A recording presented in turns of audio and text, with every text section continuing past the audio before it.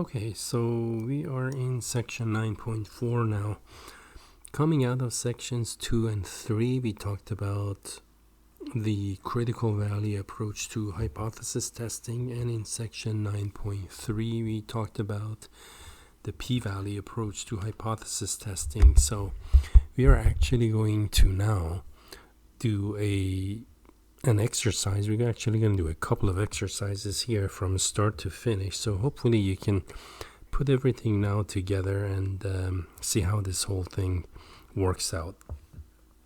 Now, in section 9.4 we have an important assumption. Okay, the assumption here that we have is that sigma is known right up here. Okay, so that is our assumption, that sigma, that's the population, the standard deviation, is known somehow. The procedure we're looking at is commonly known as one mean, because we have one mu, one population mean, and it's a z-test because our test statistic or formula is going to be a z.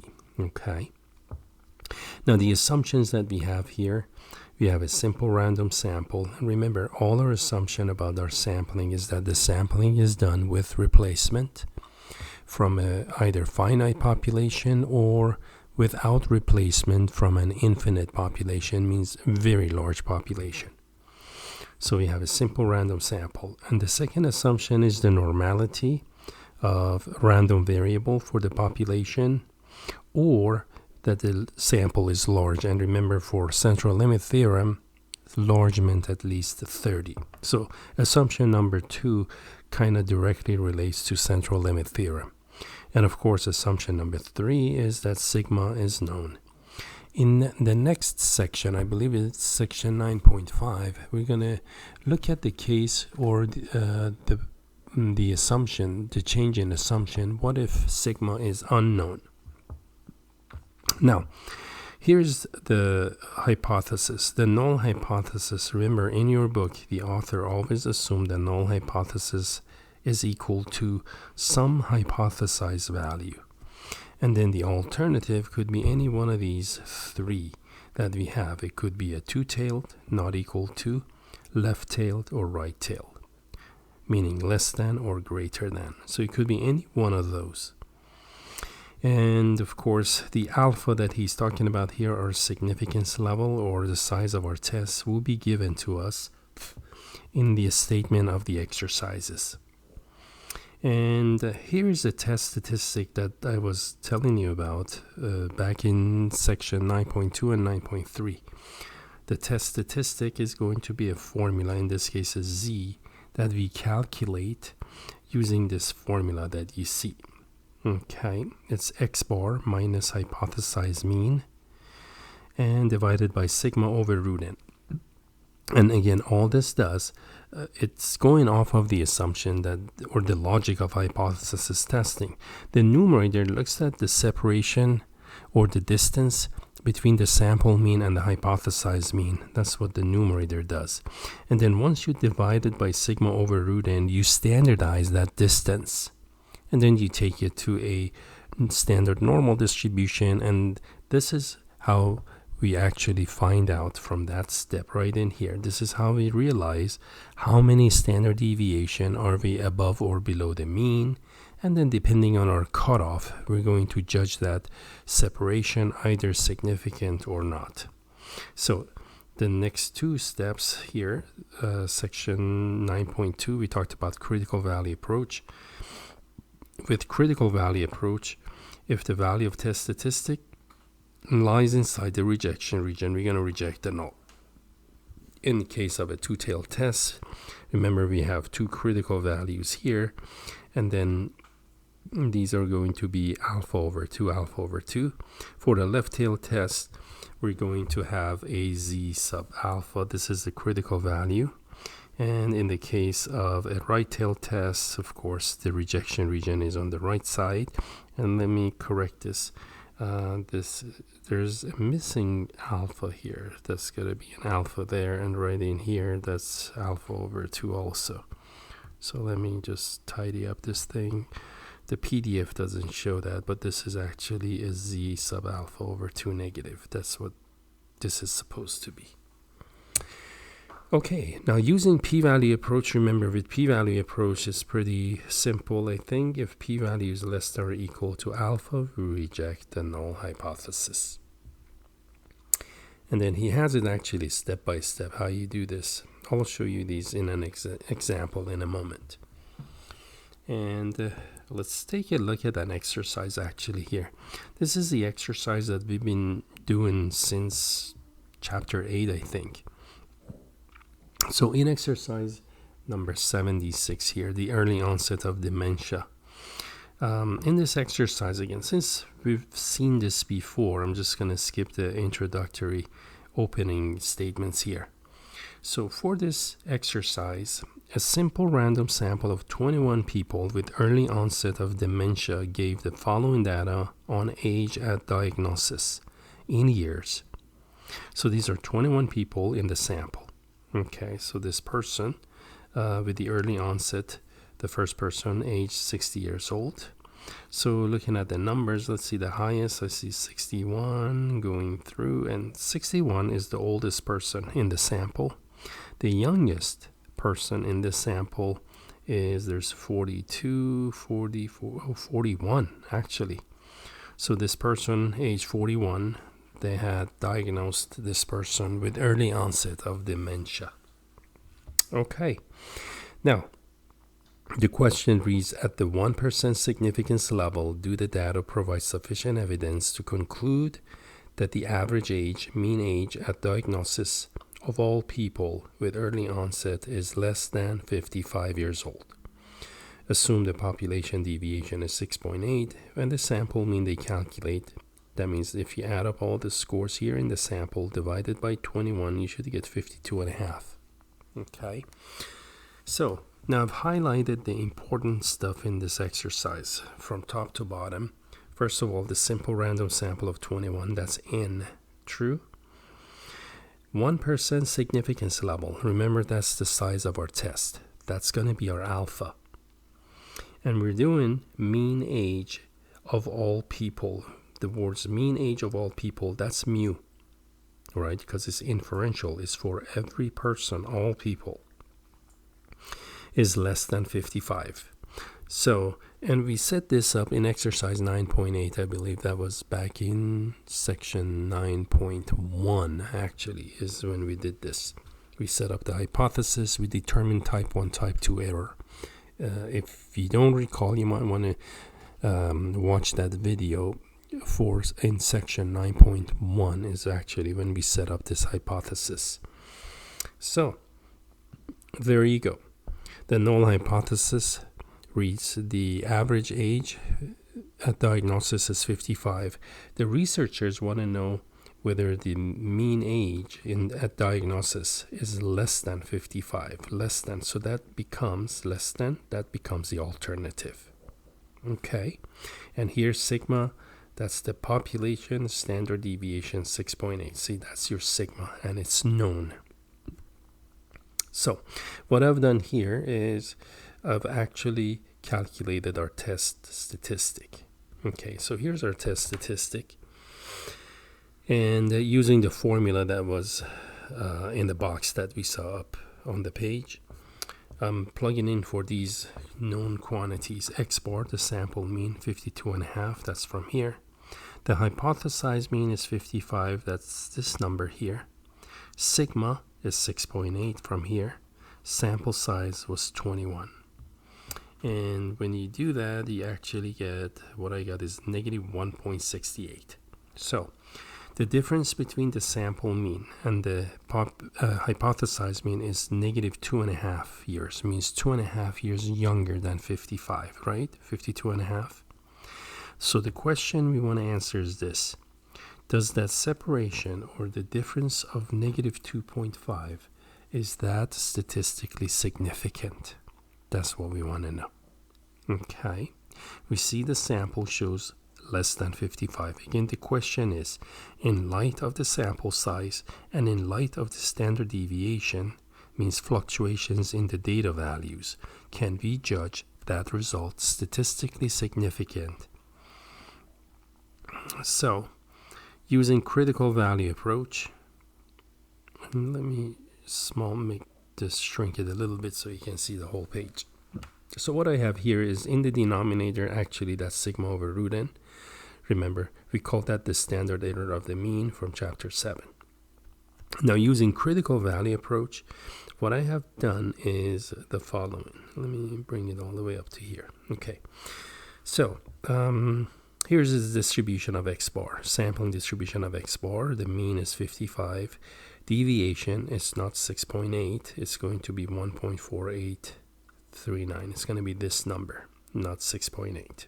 That 6.8 is the standard deviation of individual scores in the population. Simply the x, random variable x. Okay, and then because I'm doing critical value, I'm going to look at alpha O1, and this is a left tail test. So my critical value from this table that we've seen before is z of O1 is 2.33, correct? This is a left tail test. So our critical value is going to be on the left tail of the distribution. This is our rejection region. And the separation, remember the cutoff point for significance is negative 2.33. What we have observed from the sample, this is our test statistic, negative 1.68. And note that this number does not fall into that rejection region. So we do not reject the null, and that's the decision rule that I have. Since our test statistic is not less than or equal to the critical value, we fail to reject the null hypothesis. That's our decision. The decision is usually, do you reject or do you not reject? Now, and then there is a conclusion. The conclusion is always in context of the word problem that we're working with. Okay, and here's the conclusion. Since we fail to reject the null, we're going to say the average age at diagnosis is not less than 55. Remember, the null said it was 55. The alternative said it's less than. Well, we could not refute the null. So it's not going to be less than 55. So the null said it's equal to, in fact, it could be even greater than that. That's why we just go with equal sign on the null. But it could be greater than or equal to that number. So our decision again and our conclusion point to the status quo not changing. So the status quo remains. And then we can actually do this now using p-value approach. So we're done with that exercise actually. If this was critical value approach, we're done. Now let's actually do the same thing using p-value approach, the second method of doing this. So both methods require we calculate a test statistic, which turned out to be negative 1.68. And then from section 9.3, remember the p-value for the left tail test, that means less than, is probability of a z less than this test statistic. Now, to find this probability, right in here, I actually went to the table in the back of the book. You can also use the StatCrunch. So I went ahead and actually marked this under the standard normal distribution here. This is negative 1.68. The area to the left of that, the probability to the left of that, is going to be our p-value. And this p-value turns out to be 0.465, and I'll show you how I got it from this table. And there you go. This is how I got that 0.465. Okay, so negative 1.68. So I went to negative 1.66, and the 0.8, the second decimal in z, was 0.8. So the intersection of the row column is 0.465, and that is how I found this number. And that's just shy of 5%, right? So because 0.465 is not less than or equal to 0.1, therefore we fail to reject the null hypothesis based on p-value. The evidence in this case is strong. Remember, in section 9.3, we said if the p-value lies between 5% and 10%, the evidence is strong. Well, in this case, it's 0.465. So the evidence is strong. But because of the seriousness of this research, I believe the author wanted very strong results. So at 0.1 means a very strong results. We could not reject the null. So there is a strong evidence, but it's not very strong. So we could not reject the null. And in this case, now remember, just because we didn't reject the null here, that doesn't make null true. Remember, we talked about the type 2 error. The type 2 error is if we should have rejected the null and we didn't. And indeed, this is the case. We did not reject the null. So at this point, we probably, most likely, committed a type 2 error. That means we accepted a false null. When we say we failed to reject, another way to think of it is as if we accepted it, right? So that is the very definition of a type 2 error. So, anyhow, same conclusion using both methods in this case. And this is using StatCrunch. And I'll go to StatCrunch in a moment and I'll actually show you how this is done in StatCrunch. Okay. So let's take a look at the output from StatCrunch first of all. This is one sample z-test. The null hypothesis mean is 55 against the alternative that is less than 55. The deviation was known to be 6.8, and here is the output from StatCrunch.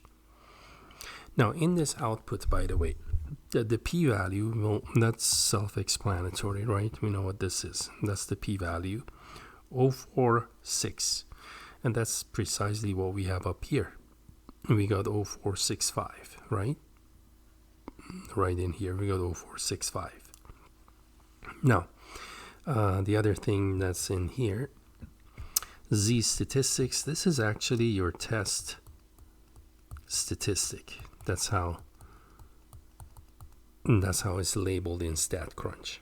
Okay, the standard error, this is sigma over root n. That's the denominator of our test statistic. And the sample mean, of course, this is x bar. So those are the components of our formula. And this is how StatCrunch displays the output. Okay. Now, I'm going to go to StatCrunch now and actually show you how these numbers were found. Okay. So keep in mind, our numbers were, for the mean was 52.5, right? And I'm going to actually write these down so I have them when I go to StatCrunch. Okay, so x bar is 52.5 again. And the standard deviation known was 6.8. And the sample size was 21. Okay, so those are the summary statistics that I need when I go to StatCrunch. Now, let me actually go to StatCrunch and do this together. So I have a StatCrunch in here, and there you go, right in here. Now this was exercise number 76. So I'm going to chapter 9, exercise number 76. So I'm going to click on number 76, spin, spin, spin, and it's going to load the data. And here you go. These are the ages at diagnosis for those individuals. Now, in order to do a z-test, we're going to go to stat, and then I'm going to go down 1, 2, 3, 4. Okay. We go to z-stats, and we're doing one sample in chapter 9. Later in chapter 10, I believe, we look at 2 samples, but for now we are in one sample. So I'm going to go one sample. Now I'm going to use a summary, and I'll do both with data and summary so you see the difference. Let me go with summary. With summary, that means what you see here. That means you have summary statistics. You got to have the mean, which we do. Remember, the mean was 52.5. So there's the mean. The standard deviation was 6.8. See, the data is summarized for us, so hence the word summary. And the sample size was 21. Now, mu default is 0, but we want to change that to 55 years against any one of these alternatives. You see that? The alternative could be not equal to, less than, or greater than. And in our example, the research hypothesis was less than. And that's all you got to do. Pretty simple, huh? And hit compute. And that's exactly the output that I displayed it in my notebook. Okay, so this is one way of running the stats using summary statistics. Let me close that. Now, I'm going to rerun that same thing this time with actual data. You see that? I see the data. So let me go again, stat, z-stats, this time one sample, and I'm going to go with data this time. Okay, with data. Now, a different pop-up. The variable, left click once, age. Standard deviation optional. We actually want to put that 6.8. Remember, in this section, we assume sigma is known, so we definitely want to put that in. And I don't have to give it the sample size, the sample mean. The reason, because the StatCrunch now is going to use the data. It's going to be able to figure out how many data points there are and it'll be able to calculate their average. And I'm just going to, let's see, go down here. And we're testing a hypothesis. The mean is 55 against the left tail or alternative, that it is less than 55, and that's all. And compute, and you get again close to what that is. Remember, we got 0465. The number is off a little bit here. The reason is because look at that mean. When the mean, we put in our own mean that the author gave, 52.5, was different than this number. So this is actually a more accurate number. So just want to show you, you can do it both ways, and you get close results. Now, let's say you do your homework or your exam in MyMathLab. If they give you the data, of course, then you run it off of the data. Or if they give you summary statistics, that is the X bar, sigma, and n, you just use summary statistics, depending on what the problem gives you. Okay, and there you have that one. Now, one thing, by the way, the assumption of normality is not stated here. Sample size is 21. Remember, central limit theorem said 30. So just out of curiosity, I'm going to do a QQ plot. So again, I go to graph, down here, QQ plot of the age, and I'm going to have normal quantiles on y-axis, check that, and compute, and there you go. So it looks like that assumption of normality actually is reasonable. These are not too far away from being a straight line. Again, don't expect to get exactly every data point on a straight line. It seldom, if ever, that happens. So there you go. Then, therefore, again, we have a reasonable QQ plot which points towards normality of age at diagnosis of all these people. So we have the blessing of the Z statistics. Okay, so there you go. That's one exercise. Now let's take a look at our next exercise. This next one, we're just going to do it in StatCrunch, okay? So it's going to be done very quickly. In a couple of minutes, it'll be done.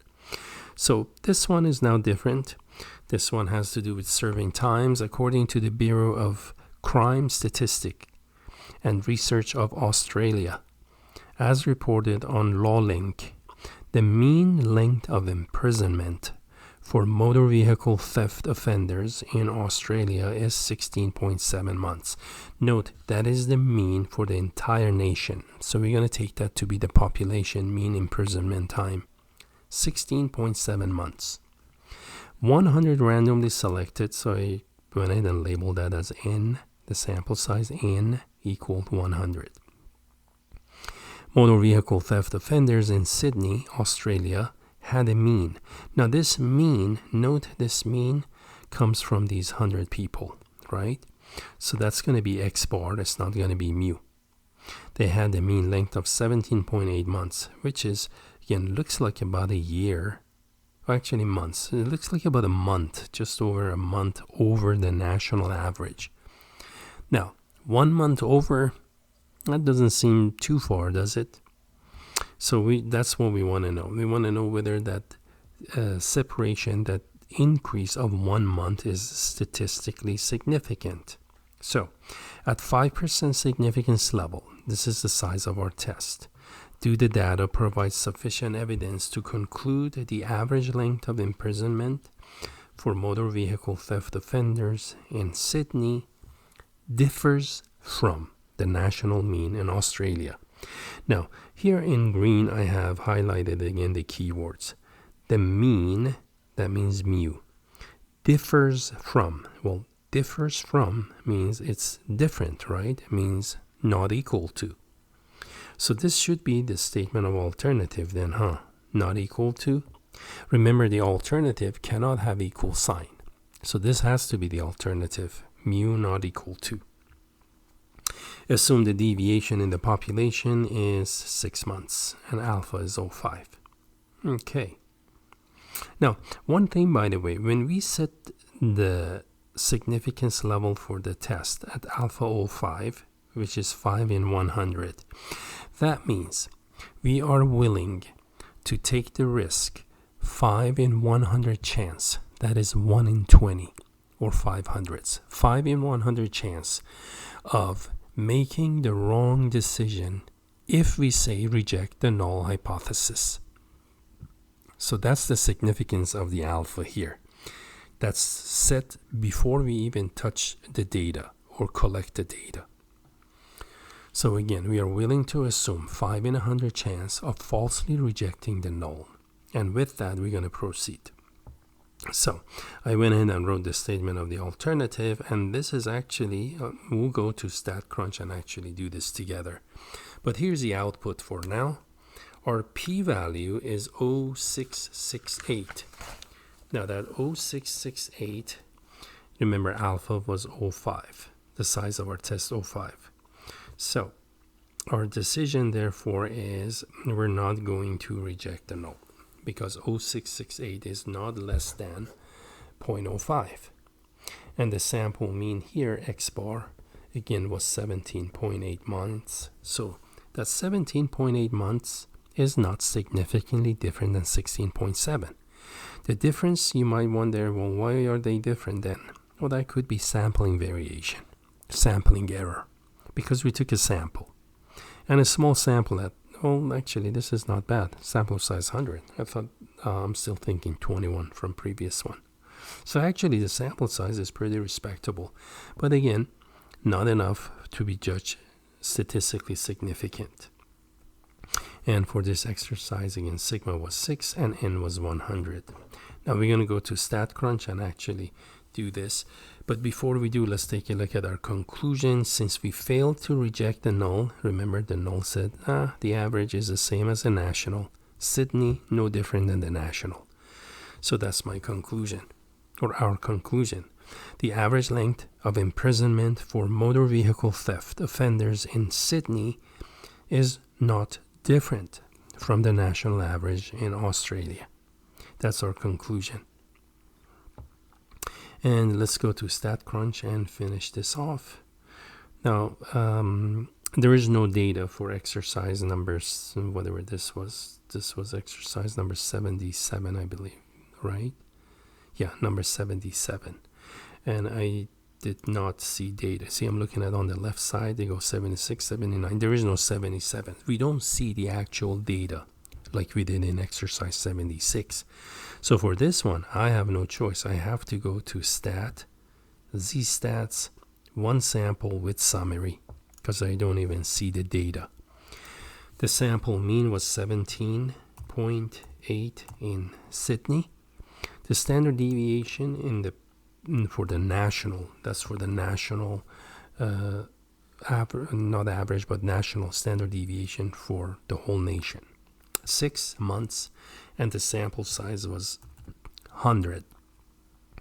The average length of imprisonment national was 16.7, and we want to know if it's different from, so we're going to keep that at not equal to. So we actually have a two-tailed alternative. And that's again, p-value plot is optional if you want. I'm going to just check that on there. And let's go compute. And there you go. So here's the result of this. 0.668, and that's what I had up here. That's what I got. And the other thing that's in here is the p-value plot. This is actually, because this is a two-tailed test of hypothesis. Remember, we have rejection regions on two tails. P-value is 0.668, so that means that half of that is on the left tail, the other half is on the right tail. Half of 0.668 is here or in here. In other words, we could reject for either large values of test statistic or very small values. But in this case, we could not reject anyhow, so that doesn't matter. Okay, and hopefully you followed everything there. With that, I believe we are done with this section. So we're going to wrap up section 9.4, and that's the end of this video.